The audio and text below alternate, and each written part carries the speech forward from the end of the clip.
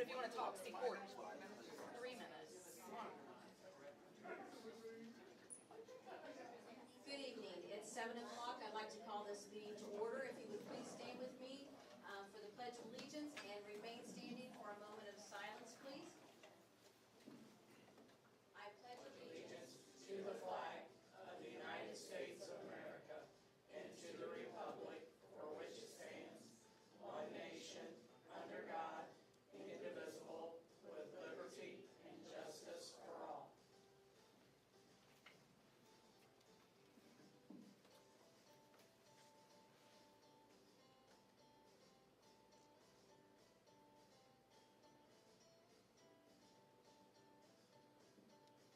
Thank you. You may be seated.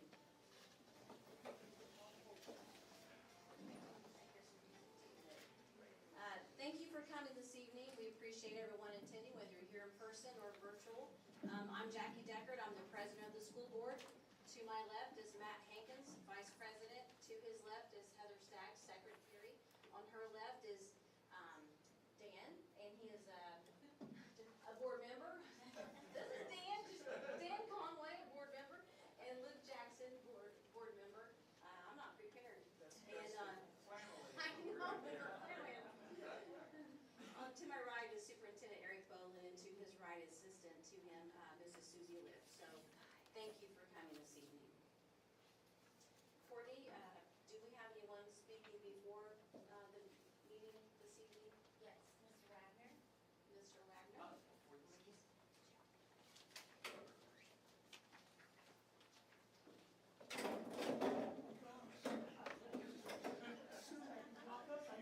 I usually sit on the aisle, guys.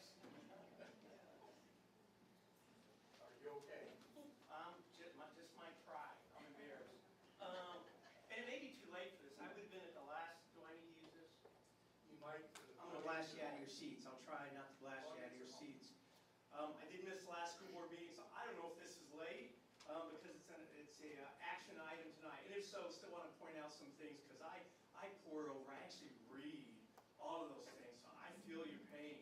All that stuff coming from Neola or whatever is like, oh my gosh, who uses a word like promulgate?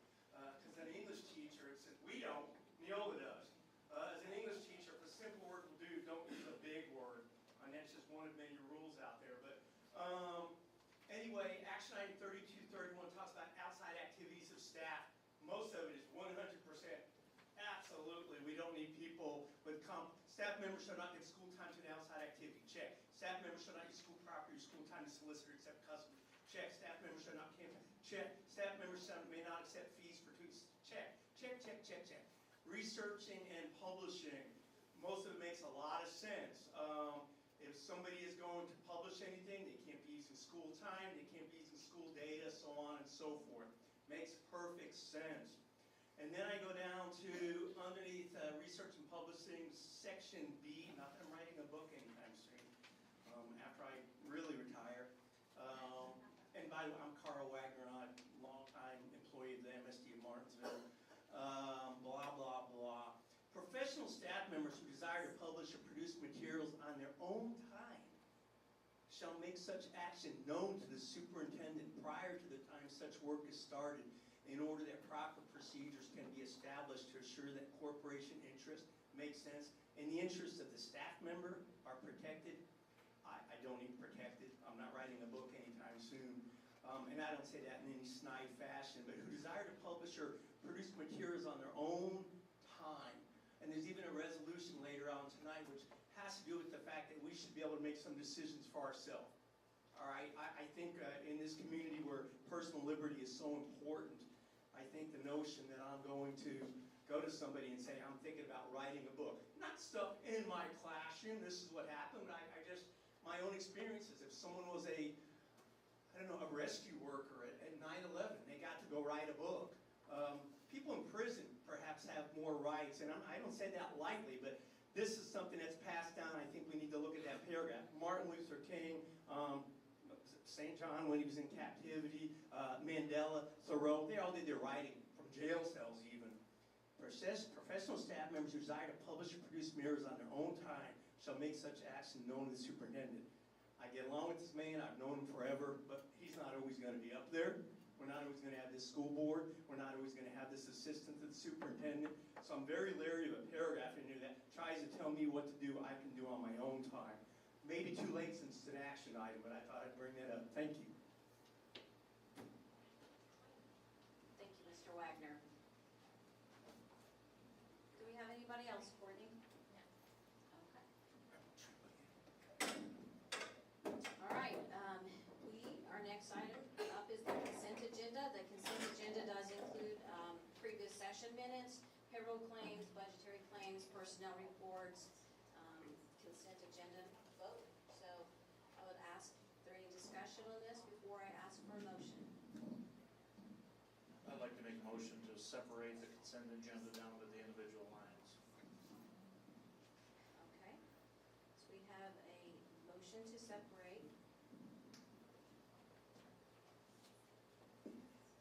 Do I have a second?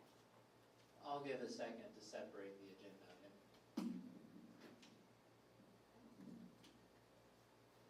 We'll take this to a vote. If the vote does not pass, we will go back and vote on the original consent agenda. So I have a motion and a second. Any discussion on that before I ask for a vote? Okay. All those in favor of splitting the agenda items out signify by stating aye. Aye. All those opposed, same sign. Okay. The items will be split out. So we will vote on the items. Well, I guess I should ask which item are we going to split out? Number 5.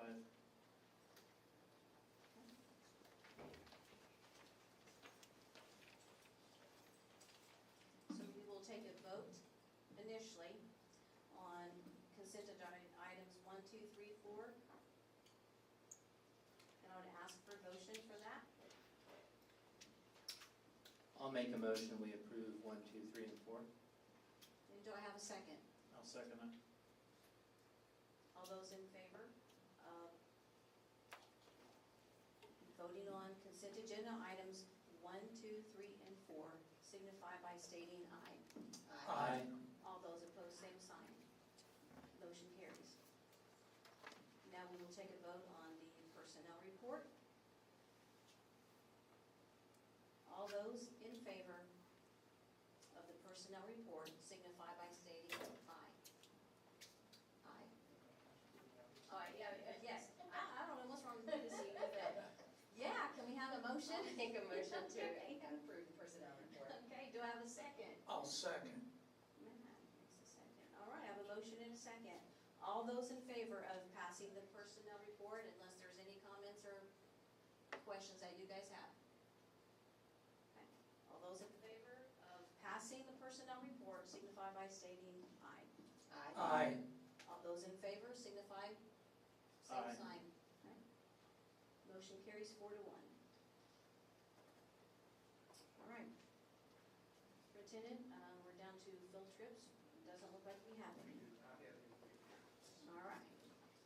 Mrs. Susie Lips, curriculum report. Good evening, everyone. Shout outs, Martinsville Schools had a great start to the school year. Thank you to parents, student, and staff. Daily curriculum and technology.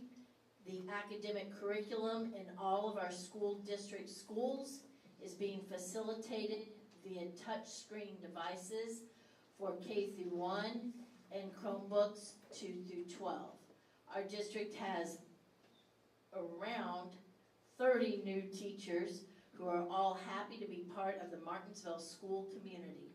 Along with those new teachers, we have over 300 other teachers and staff members who bring the learning experience to life every day for our students. Well Wednesdays. Our first Well Wednesday was yesterday. Quick update. Nate Dilley, Brandy Hammonds, and Ashley Harding from the district special education department provided de-escalation training for bus drivers and instructional assistants. K through 2 teachers participated in science of reading training facilitated by Lisa Soniga, the K through 6 Title I coordinator. Counselors met with the Special Education Department Director to review 504 plan creation. Individual teachers K through 12 worked in their schools as PLCs to roll out this year's curricular goal of response to reading in the classroom. Along with the YMCA early morning child care program, the district this year offered early morning supervision on Well Wednesdays to families. We had 8 students participate at Brooklyn, 0 at Centerton, 0 at Green Township, 0 at Paragon, 3 students at Poston, 10 at Smith, and 12 at South. 33 students were supervised by district staff members on our first Well Wednesday. The district attendance rate on yesterday, was 95.2%. I read performance results for 2023. Third grade students took the I-READ test in the spring with retakes in the summer of 2023. Scores were embargoed until yesterday, Wednesday, August 16th. Embargoed means embargoed scores are those that cannot be discussed at public meetings or released to the public or the media until they have been publicly finalized and released by the State Board of Education. The state average score was 82%, and the Martinsville School District average of all 7 elementary schools was 88%, which is above, obviously, the state average score. Individually, 6 of the 7 Martinsville elementary schools scored above the state average. In order to have met the state average, the one elementary school who did not exceed the state average would have needed just 3 additional students to have been at that goal. If a student does not take the test because the student is in a treatment facility or homeless and unaccounted for, this is considered a failure and counts against the school's score. The district had several of these student situations which impacted the final score numbers. Nationwide and state leaders, while proceeding with standardized assessments this year, have maintained high expectations for student performances, which is the same for school leaders and teachers here in Martinsville. Nationally, statewide, and in Martinsville, Indiana, since 2021, testing results have reflected the learning loss due to pandemic hurdles. The Indiana Department of Education Chief Academic Officer Charity Flores said the pandemic had varying levels of impact on students, a recovery that she said could take 3 to 5 years. In her opinion, and in the opinion of the Indiana Department of Education. In 2020, students lost the last 3 months of schooling of their kindergarten year and were hybrid online learners in first grade. Kindergarten and first grade teachers are the key foundational years for teaching children to read.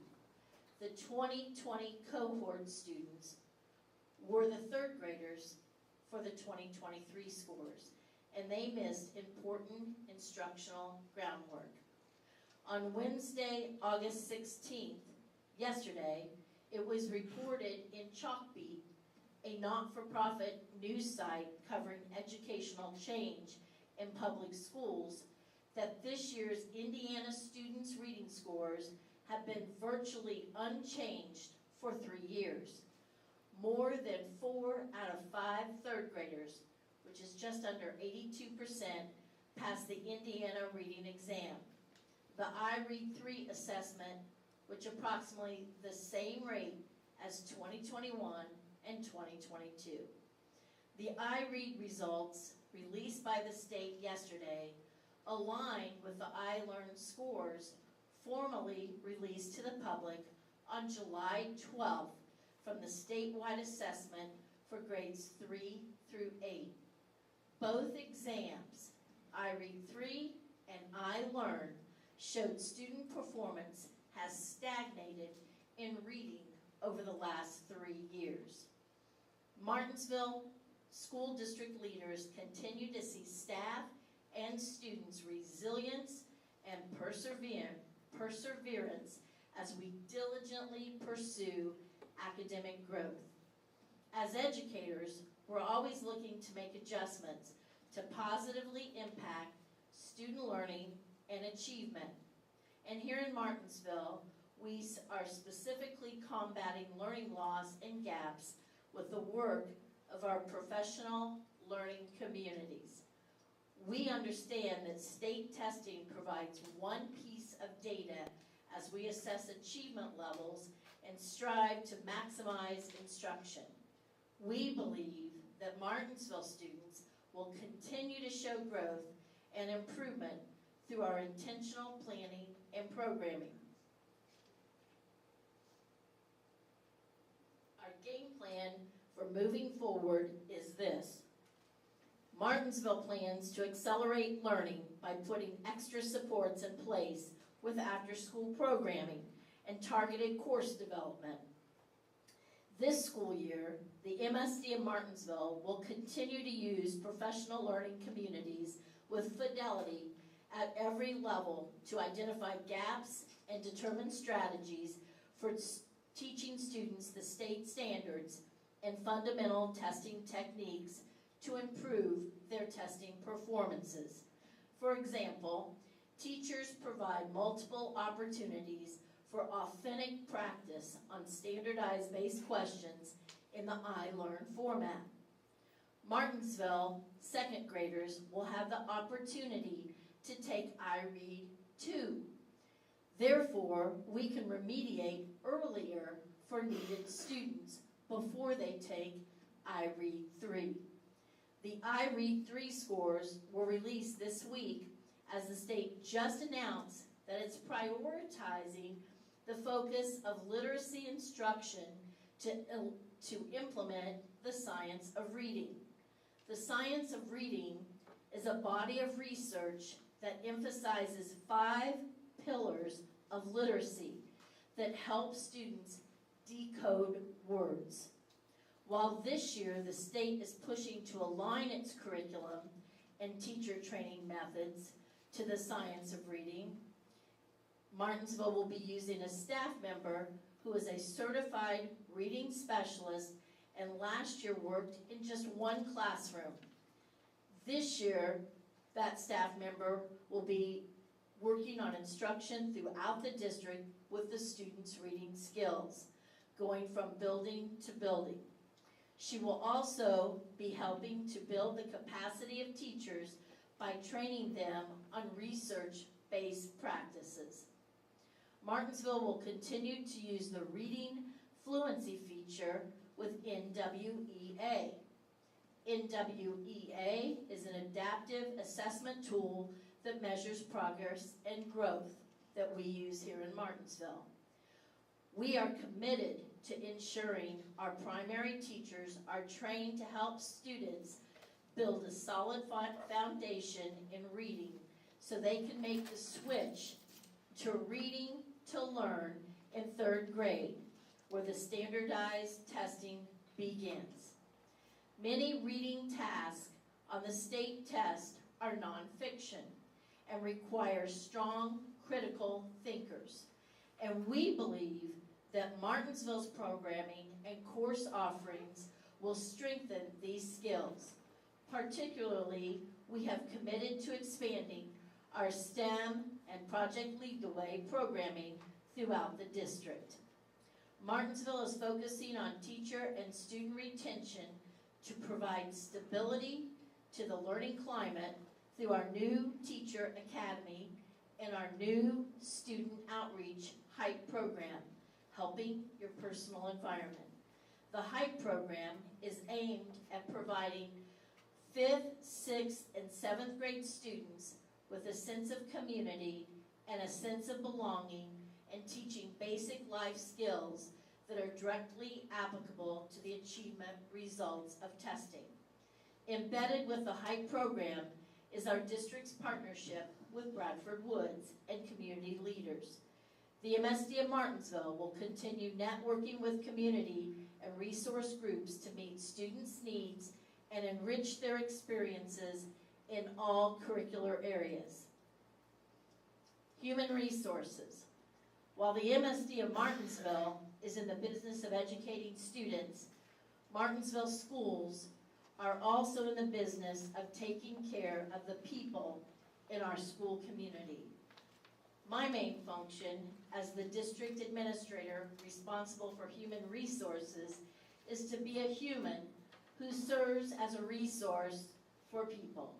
People who work in the district, people whose children go to a school in the district, and people who connect with Martinsville schools on a daily basis. Some days my role might include recruiting, onboarding, training, and communicating. This summer and in the past few weeks, I have had the pleasure and opportunity to welcome many fantastic new teachers, new staff members, and new students to the Metropolitan School District of Martinsville. For the young, older, new, and experienced educators, this is definitely an exciting time of the year. Thank you everyone for attending this evening.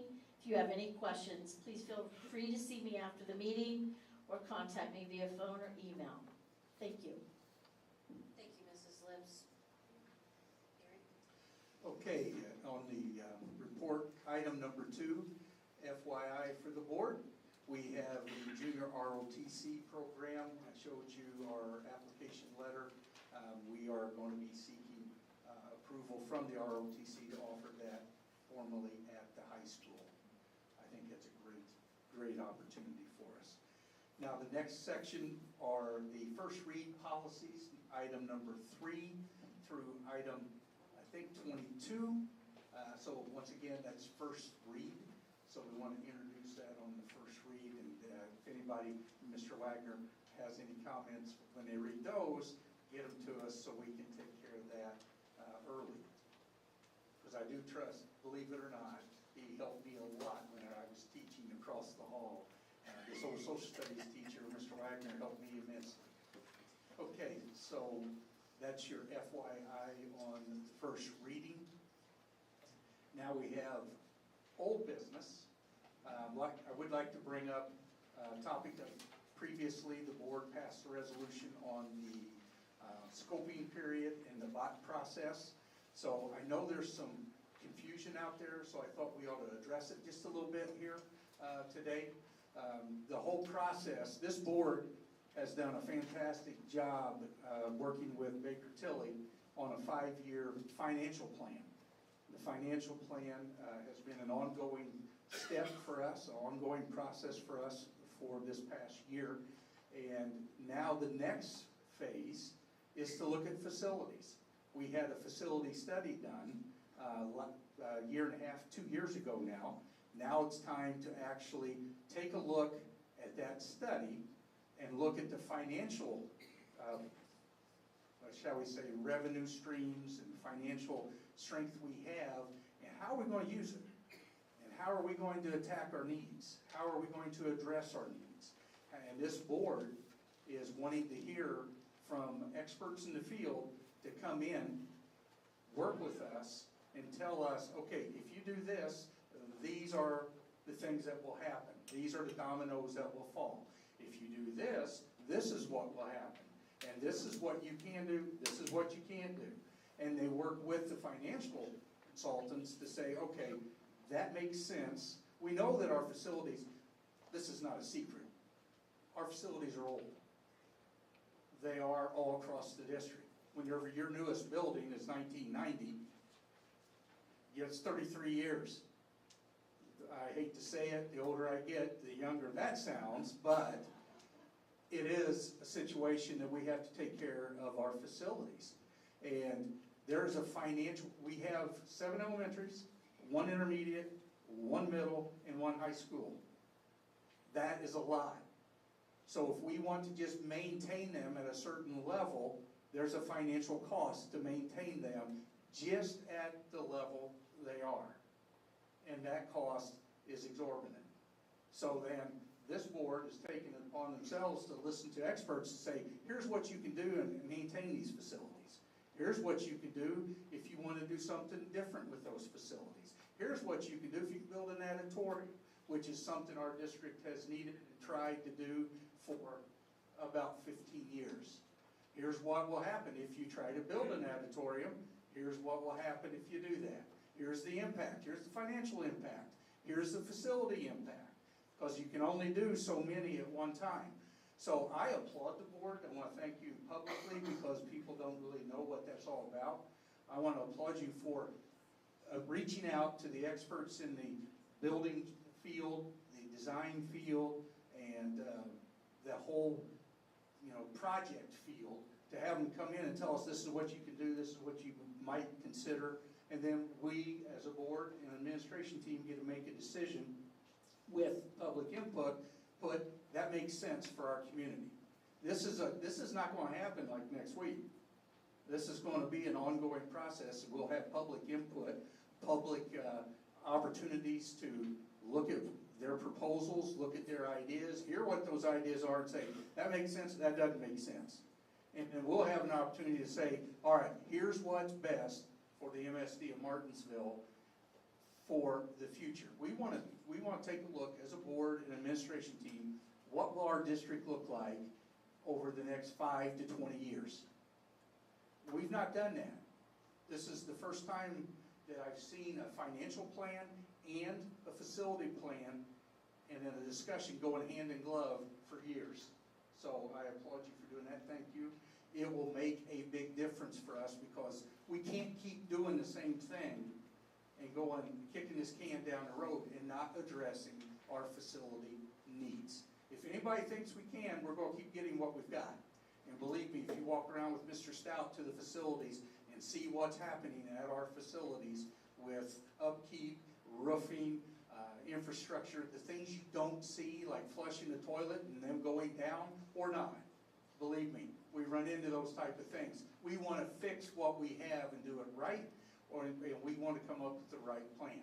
So I want to just touch base with you all on that, so you know that we're working with our financial consultants, we're working with, or will be working with, design team, building team, discussion team, and we'll be working with our community, collaborating to see what's best for the MSD of Martinsville. We've not had this discussion in a long time. I've been here for almost 30 years now. I've not seen this step being taken, so I think this is a great step for the MSD of Martinsville. So I'm done with that report. Did you put a timer on me? Time out. Okay. Oh, I'm up next too. Now we move in to the second read on the policies. And it's up to you as a board how you want to address them. You did hear from Mr. Wagner. If you wanted to do an amendment on a policy, if you wanted to table that one and bring it back in the next meeting, we can absolutely do that. But I do recommend that we approve, this is policies numbers 1 through 19 on the agenda. Leave it up to you how you want to split it. Jack, I'll make a motion to pull off policy 3231. I'll second. All right, so I have a motion and a second to take out policy 3231 and bring it back for the future. So I would ask for a vote then. So all those in favor of pulling out policy 3231 and bringing it back at a later date signify by stating aye. Aye. All those opposed, same sign. Motion carries. All right, so we will pull that out. Any discussion on the remaining policies? So that will be number 1 and then number 3 through 19 on your action items. All right, then I would ask for a motion. I'll make a motion, we pass 1 through 19. I'll second. All right, a motion and a second. All those in favor of passing policies 1 and 3 through 19 signify by stating aye. Aye. All those opposed, same sign. Motion carries. Okay, the next one is item number 20 on your agenda, seeking permission to advertise for the bond hearing, which would take place in September. So I recommend approval. Do I have a motion for permission to advertise the bond hearing? I'll make a motion to approve permission to advertise the bond hearing. I'll second. I have a motion and a second. All those in favor of allowing the district to advertise for the bond hearing signify by stating aye. Aye. All those opposed, same sign. Motion carries. Item number 21, permission to advertise the 2024 budget, capital projects plan, and the bus replacement plan. I'd like to have a motion. I move to advertise the 24 budget capital projects plan and bus replacement plan. Do I have a second? I'll second it. Thank you. A motion and a second. All those in favor of allowing the district to advertise the 2024 budget, capital projects plan, and bus replacement plan signify by stating aye. Aye. All those opposed, same sign. Motion carries. The next one is item number 22, your board resolution regarding the ongoing lawsuit. I recommend approval. I'll make a motion, we approve the board resolution. I'll second. I have a motion and a second. All those in favor of passing the board resolution signify by stating aye. All those opposed, same sign. Motion carries. The next one is item 23, permission to use an online auction company for the first time for the MSD of Martinsville. Seeking permission, Mr. Stout is looking to do this with some of our surplus items. So I recommend approval to get permission to use this format. I'd like to have the motion for permission for the district to use an online auction company. I'll make the motion for the district to use an online auction company. I'll second. I have a motion and a second on the floor. All those in favor of allowing the district to use an online auction company signify by stating aye. All those opposed, same sign. Motion carries. Item 24 is in conjunction with 23, permission to accept surplus items that Mr. Stout has identified that you have before you to go ahead and put them in the online auction. To ask for motion. I'll make a motion to the permission to accept surplus items. Continue. Do I have a second? I'll second. Second on the floor. All those in favor of allowing the district to accept surplus items contingent upon the approval of the online auction company signify by stating aye. Aye. All those opposed, same sign. Motion carries. The next item is the Teacher Appreciation Grant, also known as TAG money, that you might know or hear about. Recommend approval of this policy. I move to approve the teacher appreciation grant policy. I'll second. I have a motion and a second. All those in favor of approving the teacher appreciation grant policy signify by stating aye. Aye. All those opposed, same sign. Motion carries. Okay, the next section, I'm going to read the grants. We'll vote for them as a group, if that's okay, as our past practice. But I would like to read the groups so that they get public recognition. Charities Aid Foundation of America donation of $2,000. That's to support engineering course at Martinsville High School. The Whole Kids Grant for both Poston Road and Paragon in the amount of $3,000 each, which supports an educational project at those buildings. A donation from Delta Theta Tau to Martinsville High School National Honor Society in the amount of $500. Donation from the Elks Lodge to Paragon Elementary, $3,000 for supplies. I recommend approval for these generous donations and grants. I'll make a motion to approve. All right, and do I have a second? I'll second. All right, I have a motion and a second to approve the donations that's been placed in front of us. All those in favor signify by stating aye. All those opposed, same sign. Motion carries. That is all the action items I have. All right. Thank you. We are down to the portion for public comments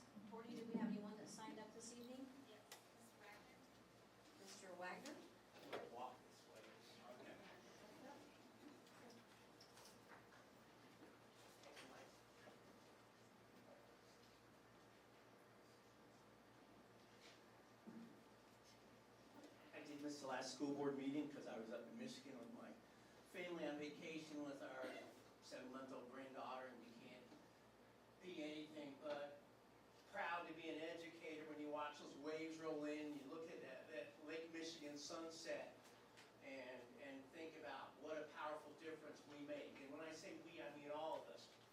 And so I appreciate that. I didn't step here to say thank you. I didn't know you guys were going to be able to do anything with that particular agenda item. But I do appreciate it because I do go through and I read all those, and it's kind of like, wait a second, what works here, what's for us? Because it's probably been 10 years ago, but I remember seeing somewhere at the bottom of one of these things, I was like, it said, somebody hadn't taken it off. It said Bartholomew Consolidated School Corporation. I'm not making that up. And it was just like, whoa, wait, what?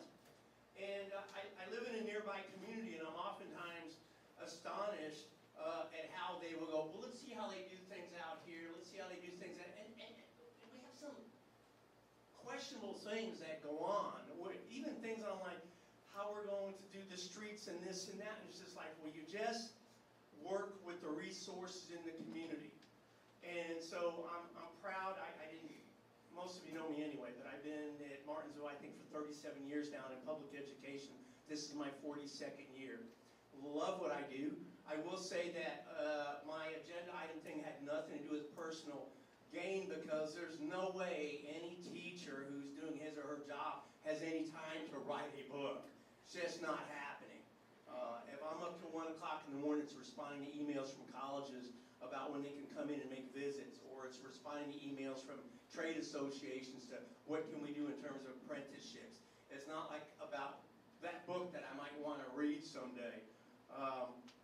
And when I was up in Michigan, I finally started a book I meant to start ages ago. It's 800 pages long. It's Anna Karenina, and I'm still on page 100 because I can't seem to make the time to find it, although my wife reads in bed every night, and I always have to reread the last 20 pages to get up to where I am.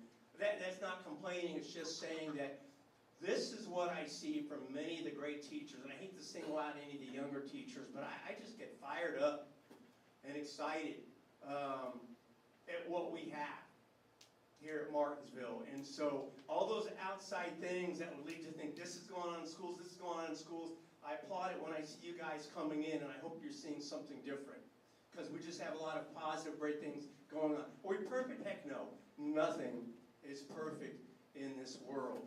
And we can't really pursue perfection so much as excellence. And I really believe we're doing that, and just appreciate the work that you guys are doing. So thank you very much. Thank you, Mr. Wagner. Do you have anyone else, Courtney? Tabitha Maxwell. And something that I didn't state, last month we did change the speaking policy, so you do see 3 minutes up on the panels today. And even if you were to address the board, which most of you are, there won't be any back and forth, just so everyone knows that we're not ignoring you, we're just not going to engage in back and forth, okay? Okay, Mrs. Long? I hope I make Mrs. Federer proud. Okay, so this year the school district implemented a new policy. I thought it was at Bel Intermediate Academy and John R. Wooden, but apparently it's just John R. Wooden, banning cell phones. Students can bring their phones to school, but must put them in their lockers at the beginning of the day, and are not allowed to retrieve them until the end of the day. The high schoolers at the very least allowed to keep them on them in their classrooms, and the elementary schoolers can have them in the room with them in their backpacks. Do you agree with this? I am extremely uncomfortable with this new policy after the deadly mass shooting in Uvalde, Texas, where students were able to update their parents, call 911, and give updates on the shooter's location. Why would we take that away? I know what you're thinking, it can't happen in Martinsville. The thing is, it already has. In 2011, Chance Jackson was shot at West Middle School, twice in the stomach by a fellow student. West Middle School, now renamed John R. Wooden Middle School. According to Education Week at week.org, there have been 23 school shootings this year that resulted in deaths or injuries. One of those shootings was at Thomas Howe Carr High School in Indianapolis. I know that the school district, or at least the teachers, take active shooter procedures very seriously. My daughter started kindergarten this year. During open house, I saw a poster on the wall telling them what to do if the quote-unquote big bad wolf comes to school. This brought tears to my eyes. The fact that my 5-year-old is the world we live in. When I was in school, cell phones were not everywhere. They had just started to become somewhat common, and we did not use them for social media or the internet. But times change. I understand the school's opinion that they are a distraction, and I don't disagree. However, my son's safety and the ability to contact me or authorities in case of an emergency is more important. Last year, my son's choir teacher had a policy that the cell phones were in the cubbies at the beginning of class and were retrieved at the end of the day, or at the end of the class, sorry. I wasn't expecting a time crunch. This approach is acceptable to me because the phones are still accessible to them if they need them, but not on their person in class. On Monday, August 14th, my son received a cell phone violation. His father and I told him that he will always have his phone on for safety reasons, no matter where he's at. He did not have it out, and it was on silent. His success teacher saw the outline of the phone in his pants and asked if it was the phone. My son did not lie. He told the truth and was sent to the office. And I'll skip a whole bunch down. What happens if something happens to the teacher? Is there a backup? One thing I've learned throughout my personal and professional life setting is that you should always have a backup. You never know what could happen. School shootings are often perpetrated by a current student that knows active shooter procedures, a student that has been through the drills, and a student that knows to target the teacher first because there's no backup in place. At this time, I beg you to reconsider this policy. Children's lives are more important than anything else. Being able to get updates and know what is going on in an emergency situation is important. Cell phones give parents not only peace of mind and children the ability to contact not only parents and authorities, but to anonymously report suspicious behavior. If nothing else, this will give me a chance to say I love you one last time to my child. Thank you. Thank you.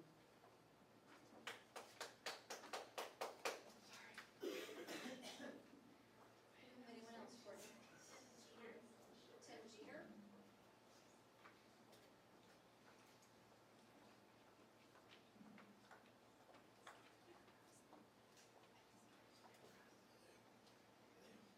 Can you hear me? Oh, there it is. Very good. Hello, I'm Tim Jeter, and I just wanted to, so a couple of comments really. So just in review of the curriculum and the iRead test scores. One of the elementary schools did score rather low, and instead of trying to figure out how we might beat the abysmal 82% the state got, we decided that we had to meet that goal. I'm just curious what the ongoing plan is to avoid meeting the bare minimum and excelling. The nature of the state, and like the requirements for schools and things I understand are not changeable by the board.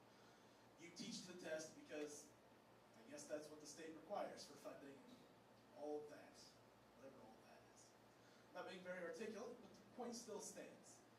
Why are we not trying to focus on exactly what was brought up, critical thinking skills, but our plan includes sending one employee to over nine schools were listed there that probably have, let's see, just rough numbers, anywhere from 6 to 8 classrooms with 20 to 30 students each. Seems like a pretty big job for one employee. I would continue that sort of logic with trying to apply to work for the MSD is like trying to build an atomic weapon or figure out a way to engineer nuclear energy. The website is not user-friendly. It requires information to be input that is put in with resumes, and it doesn't even provide information for paths forward whenever you apply as someone who doesn't have a teaching license. We hired 30 new teachers this year. We're going to need to hire more. The population just keeps expanding. We have a number of facilities that was touched on in this meeting. How are you going to fill them when you can only pay $30,000, $40,000 a year to people who have college degrees, some of whom have master's degrees? That's just not going to cut it for the future. I think that I would beg the board to consider looking at that. Leverage the people in the community that actually have an education and can help with that. Don't leave them behind, and don't leave students behind just because the amount of money you save. Thank you. Thank you. Anyone else, Courtney? Jerry Smith. Jerry Smith?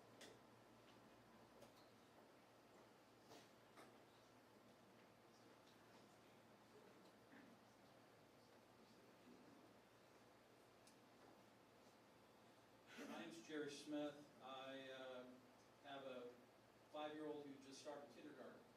And leading up to that, I've talked to a lot of parents, a few teachers, and other people around the community asking them about the schools here, because I hadn't really paid much attention since I didn't have a kid in school. Some were a little concerned about some of the curriculum. Some said that there are some potential changes going on in the curriculum. And I just wanted to encourage you guys, as it comes time to select new curriculums and textbooks, or however that all goes, because again, I'm not an expert on that, to look at the Hillsdale curriculum. I did a little bit of research on it. I believe it's virtually completely free. I believe that if there's certain things that they put through at costs where they have to pay other people for the information they're providing, but most of their curriculum absolutely free. I understand it's an excellent curriculum. I believe their values are in line with Martinsville's values probably more than any other curriculum, and they do all the way from K through 12. So I just want to encourage you guys to look into it and at least give them a shot when you're looking at that in the future. Thank you. Thank you. Anyone else, Courtney? Lana Farron. Lana? That's right, Lana. We can call her whatever we want, can't we, Lana? We can call you whatever we want, can't we? How is everybody this evening? Can you hear me? Topic of conversation I'm sorry, my name's Lana Farron. Topic of conversation I want to bring up is nepotism. That word comes up a lot in conversations with friends, family. I have a lot of, baseball games, soccer games, football games, and I notice that's been coming up a lot. I want to ask, is there a policy on nepotism in our school district? I know you can't answer right now. But we have many in this district that work for, family members. In my previous jobs, it was never allowed to have a relative to be in a position to hold a power over another relative. But, I want to re-say this again. The community does recognize it. They won't come up and say anything. They don't want to say anything. So I was kind of put in line to do it. And, but it is within our schools, and it is a constant topic that is brought up, not only at the ball field, but with teachers, lunch workers, and with 10 grandkids in the school district. I pretty well know most of them that work in the schools, because I have one, I think, at every school this year except Wooden. But I would like the board to, maybe get back on me next meeting on the policy on nepotism here in this school district. Thank you, guys. Have a good evening. Thank you, Lana.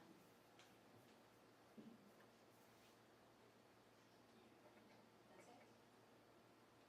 All right, well, thank you all who came up and spoke. We appreciate your views and your comments. Superintendent, address anything from the audience? Yeah, we do have a couple things I would like to point out. Fall sports obviously are in full swing, so we invite everybody to come out and join and watch our athletes in action. Our fall season for performing arts is also kicking off. Our band, orchestra, and choir students do an outstanding job, and then we'll also have our musical here in the fall. It's a great time to come out and support our students in performing arts. The turf project, if you've paid attention there at the high school, is coming along, even though they've had a lot of rain over the last month, unseasonable amount of rain. They're still going to be able to have baseball and softball done before the season, obviously, here in the next month or so. They'll be getting that turf down. Soccer had their first game rained out, unfortunately, but we have that field's done. The football field is done. The new lights and stuff are completed on baseball and on the football field. Just to let you know, on the lights, for example, we have Musco Lighting, which is a very, very good LED lighting program. The type of lights that you would see at MLB games. It's fantastic lighting. But the interesting part was they could not put the lights on our old poles because the old poles were cracked. So they came in and said, look, you've got to take those poles down. We're not going to put them up. So we had to put in new poles. And luckily, when they took down one of the old poles, they went ahead and gave us a video where they were chipping away at the base of the pole with just a pocket knife, and you could just see the steel flaking off. So sometimes, I think the Lord works in mysterious ways, and as you go down a path that maybe prohibits something from being tragic. Because if we would have had some of these windstorms and rainstorms that we've had recently, if that would have happened while we had some students or fans at one of our facilities and we have those old poles and they fell and injured somebody, we'd be talking a different story here. So that's why we talk about with the facilities and the board taking action to take care of them and do it right and not be skimpy and say, okay, we're just going to skimp on that and allow that type of thing to fester and cause problems in the future. I just wanted to share that with everybody there. So the turf projects are coming along well. Labor Day, September 4th, obviously no school. Just put that on your calendar. I know parents are excited to get their kids out of the house and back at school, but they're going to be coming back for that day. So just mark it on your calendar if you hadn't already done so. And then, you know, the pandemic, Mrs. Lips talked on it with the academic part. The pandemic did more than just impact our school children. It impacted our staff. It impacted our families. It impacted our parents and guardians. It impacted our community, the workforce. Just look at what's going on around us. We're not immune to that. However, during that pandemic, if you recall, parents, guardians were shut out of our schools. Matter of fact, we were shut out of our schools for a long period of time. And we were allowed to come back under hybrid. We were allowed to come back under different conditions. Well, now we're back. It's time to get the parents and guardians back into our buildings, back into engagement with us as a district. We used to have a lunch buddy program with some of our business community and adult community members coming into our elementary schools and having lunches on a regular basis, whether it's weekly or bi-weekly, with some of our elementary kids. And they made a bond with them, almost like big brothers, big sisters type of situation. Well, we need to get that back because that's vital for our children. It's vital for their social health, mental health, and academic well-being. So we're going to create a committee that is going to be involved with staff and parents to find out what's the best way to get our parents, guardians back into the buildings helping.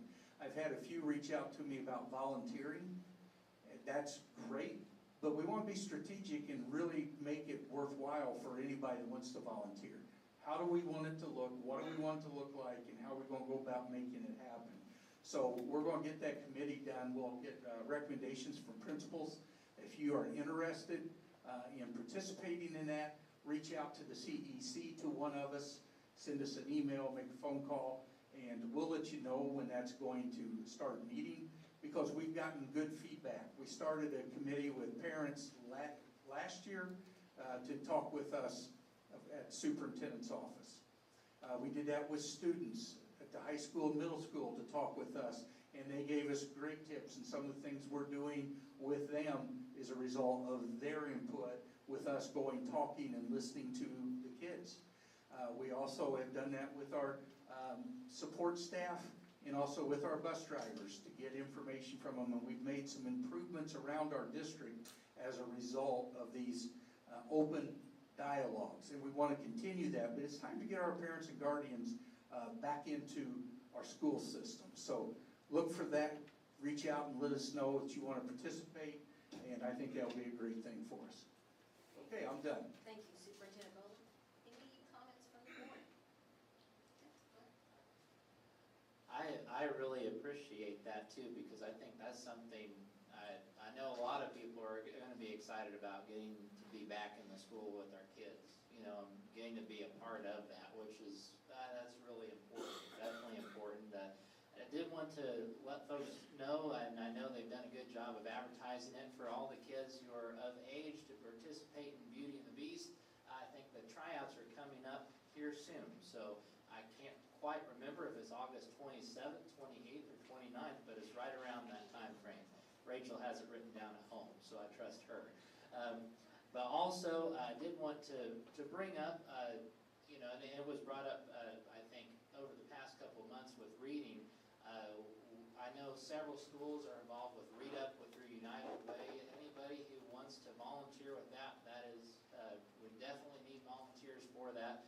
And then also, I have not had a chance to look into it very much, but there is something called the Indiana Learns Grant, which I believe is up to $1,000 for parents who want to hire outside tutoring for their kids. So the state, it used to be the district had to cover a certain part of that, but the state has jumped in and said, you know, we're making this a priority. So if you have a kid at home who's struggling reading, you input, I believe, their iLearn score, their iRead score, and it will set you up with that. So I'd encourage you to look that up, the Indiana Learns Grant. And they do have to have a failing score. Yep. Yeah, just so parents know, can't be approaching or at level, has to be below level. Thank you, Lou. Anybody else? I got a couple quick things. And when we talk about the nepotism piece, and before I ran for this office, I also listened to a lot of the folks talk about some of the concerns when you look at how we promote, what's going on in the school systems, what that perception is, what that reality is in some cases, past, present, or future. And I think that's been a concern when we look at just what it means, you know, the dotted line or the direct line of supervision for another relative. I think it creates, in the business world, it creates an ability to really have some things going on outside that is a concern to a lot of the people in the organization. I think a lot of folks can't do that. I know being in leadership for 30 years, my son could never work for me. My son in the back of the room couldn't work for me ever. So it just removes the risk. I think that's one thing a lot of folks are probably not understanding. The school system's a little bit different. Doesn't mean there's not risk involved. And as a board member, I think we got to look at this to say our role is to, you know, manage risk and put policies in place to help avoid the risk or that perception from the teachers in different parts of the school or people that just are outside looking in. So when we have these conversations, I think they're healthy. I know there's some steps, we're looking at the MOU to put that in place to try to clean up some of this, but it's really not about the people. If two teachers are working for the school district, that's one thing. When someone becomes a supervisor with a dotted line where there's risk, I think we have to at least have the conversation. And that's tough to manage. That's not an easy piece to try to fine tune. And I think that conversation is something that I know we've had in the past. I've watched board meetings where, you know, it goes back and forth and different perceptions on that. But I do think it's something we look at. I think it's something that, as I look at policies, I look at a policy that tries to eliminate that risk. And I ran on that to try to at least have the conversation. We're going to have that conversation. We've had that conversation about this. And it's really not about the people. It's about what happens if and how do we handle that moving forward. So, thank you. I also have a comment to make. We need to look forward, and seeing as how some of this was handled in the past, we lost some good people when nepotism was looked at in the wrong way. We are a small community. We have a lot of people working in different ways. I think we have a lot of people that are professional. I think we will handle it appropriately. I think it's something that has been handled, that we've lost a lot of good people in the past. And so we need to be very careful as we tread that. We have a very good school district. We don't want to lose good people. Thank you. Thank you, Matt. Anybody else have anything? Thank you all for your comments, and we do usually have an open discussion here, so I appreciate everyone's views, just as I do you. I do want to thank everyone, as Susie stated, the school year started last week here, and I know that it takes everybody. It takes bus drivers, it takes custodians, it takes food service, yes, teachers and yes, principals, but it takes everybody. And I just want to say thank you, a huge thank you to everyone, because I know that's a huge undertaking. And I think it was a pretty smooth start of the school year, so I appreciate that. And I appreciate you all attending this evening. This may even be the shortest board meeting we've ever had, which is good. But thank you, guys. You have a good evening. Yes, sir. I do have one thing to say about lunch buddies. I've done that for about 8 years at Brooklyn. And I had a lot of kids, I always wanted paired up with the child that didn't have a parent. That's the most rewarding thing you ever had. A lot of women are raising kids by themselves. They don't have a parent. The kids think they're put down. You've got to give them encouragement from a man. So I've done that for about 6 or 8 years. And I got more enjoyment out of those children in that period of time than you guys could ever think about getting back to the pay for you guys. Senior citizens, get out here and do something. Senior citizens can go so much valuable time to go out and listen to these kids. Take their wives with them. They can make a family deal out and take the kids to different classes. But I've done that, and I am so rewarded. That's more rewarding for me than driving the school bus, because that's one-on-one. I can relate to one person, one child, and you don't have to worry about crossing the line. You got one boy, you talk about his mom, or his mom. No dad's in the picture. He bounces stuff off me.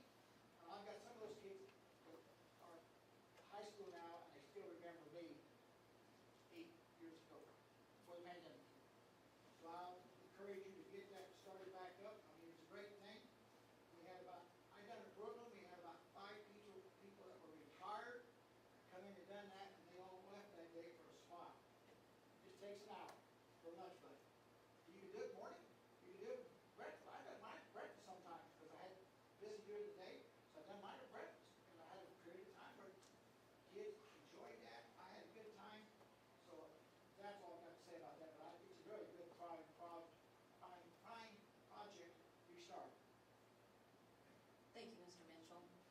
Well, thank you, everyone, for attending virtually or here in person, and I hope you have an enjoyable evening. Thank you. I'll make a motion, we adjourn. Oh, yes.